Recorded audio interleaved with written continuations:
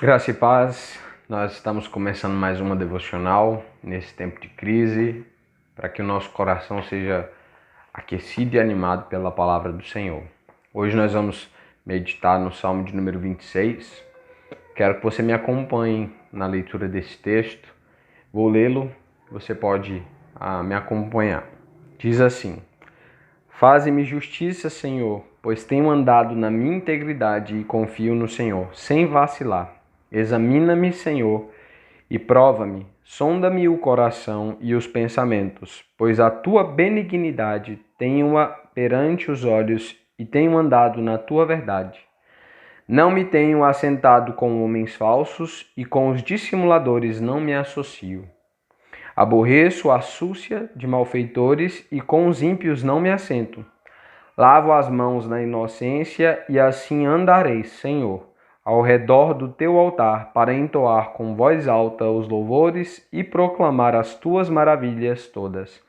Eu amo, Senhor, a tua habitação, a habitação de tua casa e o lugar onde tua glória assiste. Não colhas a minha alma com a dos pecadores, nem a minha vida com a dos homens sanguinários, em cuja mão há crimes e cuja destra está cheia de subornos. Quanto a mim, porém, ando na minha integridade. Livra-me e tem compaixão de mim. O meu pé está firme em terreno plano. Nas congregações bendirei o Senhor. Meus irmãos, como é fácil nós nos envolvermos por autocomiseração, por autojustificação, por ressentimento ou por retaliação quando somos criticados e ofendidos. Essas geralmente são as respostas e reações naturais do nosso coração caído, quando nós somos criticados ou ofendidos. Nós gostamos de pescar elogios nas conversas, mas quando o contrário acontece, quando ao invés de sermos elogiados, louvados, nós somos criticados, nós somos maltratados ou ofendidos, nós não queremos nem ver, né? Como é que acontece. O salmista que ele apresenta a sua defesa diante do Senhor, porque para ele o que importa é a opinião do Pai. Isso não faz desrespeitoso à opinião alheia, à opinião do próximo. Muito pelo contrário, ao ouvir as ofensas, as críticas, e ele vai ao trono da graça de Deus, considerar o seu coração, para saber se de fato ele não tem andado daquela forma como as pessoas o têm criticado, as pessoas o têm ofendido. Façamos como o salmista. Façamos de Deus o guia das nossas ações, dos nossos pensamentos e das nossas emoções. Apresente a sua defesa diante do Senhor.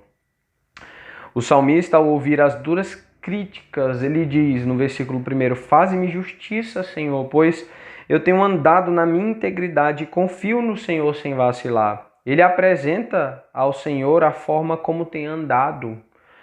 Mas logo em seguida, ao falar, olha, Senhor, eu tenho andado em integridade, mas logo em seguida ele pede para Deus examinar o seu coração.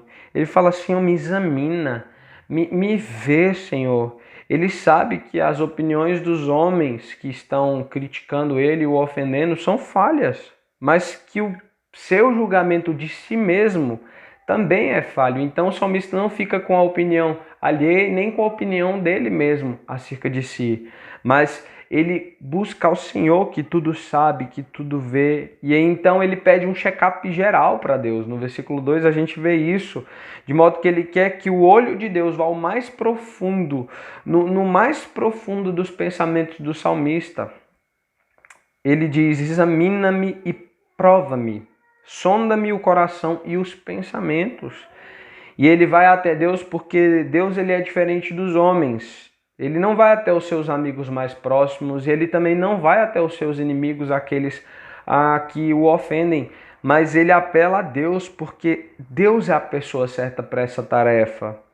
Ele é benigno. No versículo 3 nós vamos ver o salmista falando sobre a benignidade de Deus, e aí ele também é um Deus verdadeiro.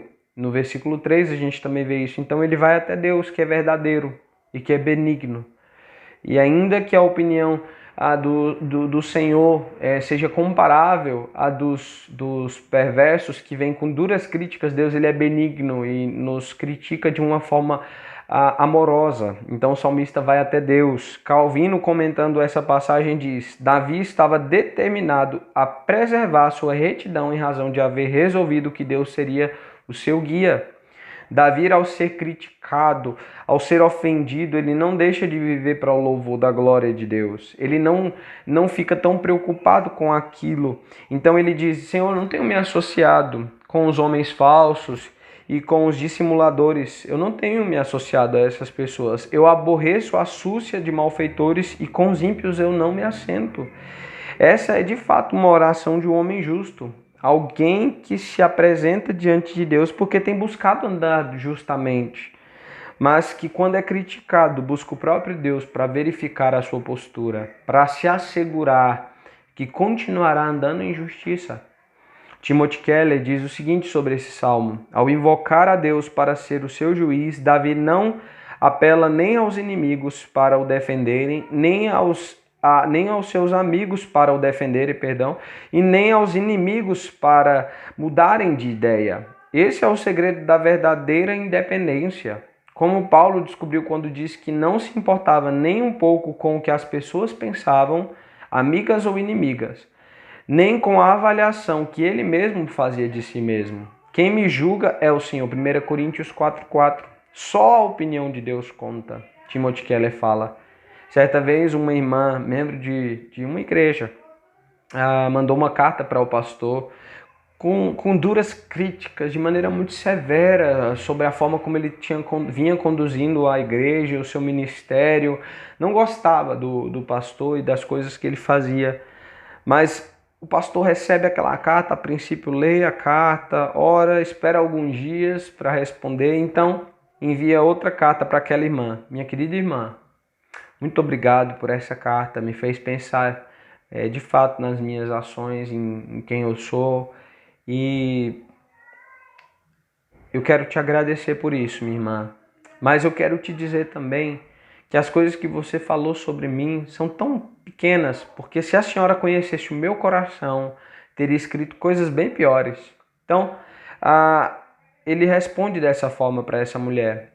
Outra pessoa que nós vemos na Bíblia que tem uma resposta boa às críticas é Jesus Cristo. O Senhor Jesus é a expressão exata desse homem justo. Em toda a sua vida, quem não lembra daquela cena em que Jesus está na cruz, pendurado, sofrendo dores profundas, não é? Sendo ofendido, maltratado, e ele diz: Pai, perdoa, porque eles não sabem o que fazem.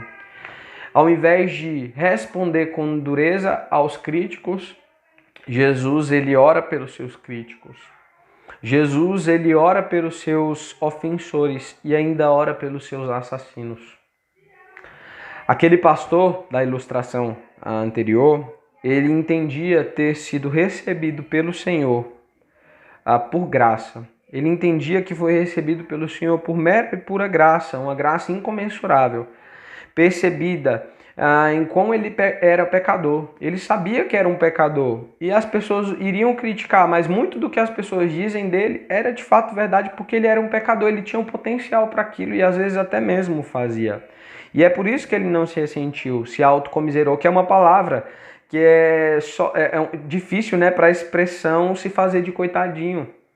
Nem mesmo se justificou, pois quem sabe aquelas coisas que aquela irmã escreveu não eram verdadeiras. Então ele até agradece pela carta. Somente alguém que possui a graça e o fruto precioso do Espírito pode agir dessa maneira diante das ofensas e críticas. Assim como o salmista. Ore a Deus agora nesse momento. Peça para que Ele te ajude a não se auto-justificar, mostrando as suas glórias como uma medalha, como se fosse um troféu que é pendurado quando você é criticado ou maltratado, mostrando quantas coisas boas você tem, né? Ore a Deus para que você não se autocomisere, ou seja, mostrando para as pessoas que você fez tal coisa ou aquilo outro, por conta disso ou daquilo, porque uma situação te forçou, porque a outra pessoa gritou, você também gritou. Seja humilde. Ore a Deus para que você não reaja com retaliação, criticando o crítico e ofendendo o ofensor. Seja alguém que vira a outra face, que anda a segunda milha. Ore a Deus para que você não reaja com ressentimento. Lembre-se que a raiz da amargura é algo que é danoso para você no seu relacionamento com Deus e no seu relacionamento com os outros. Ninguém consegue suportar alguém magoado. Ore a Deus pedindo para que Ele te sonde. Não esqueça que você é um pecador. E por mais duras, por mais ásperas que sejam as palavras de alguém, essa pessoa ela pode estar certa. Ela pode estar certa. E por último, ore por seus inimigos. O Evangelho é mais do que ir na igreja, ler a Bíblia e fazer orações. Nós não somos chamados para ler a Bíblia, nós somos chamados para praticar as Escrituras. E isso envolve lê-la. Mas é mais do que ler, é mais do que meditar, é viver de acordo com ela. Meus irmãos, o Evangelho é ser moldado em conformidade com o caráter de Cristo, entendendo a nossa queda, a necessidade desse Salvador. Nós continuamos precisando de Jesus Cristo, da mesma forma que nós precisamos naquele dia que nós cremos nele. Não se esqueça disso, nós precisamos ainda de Jesus agora. Precisamos para viver os nossos relacionamentos, precisamos para viver nessa quarentena, precisamos para passar por essa crise. Nós podemos viver de acordo com nossa carne ou podemos viver de acordo com o Senhor. Busque ao Senhor e depois o exalte. Quando você considerar o seu coração diante dele, você terá motivos para louvá-lo. Os outros versículos desse Salmo, do 6 ao 12, falam sobre isso, louvor diante do Senhor. Então busque ao Senhor para exaltar ao Senhor com a sua vida. Que Deus te abençoe, que você seja edificado com essa devocional e que haja mudança na minha vida e na sua vida. Deus abençoe. Um abraço.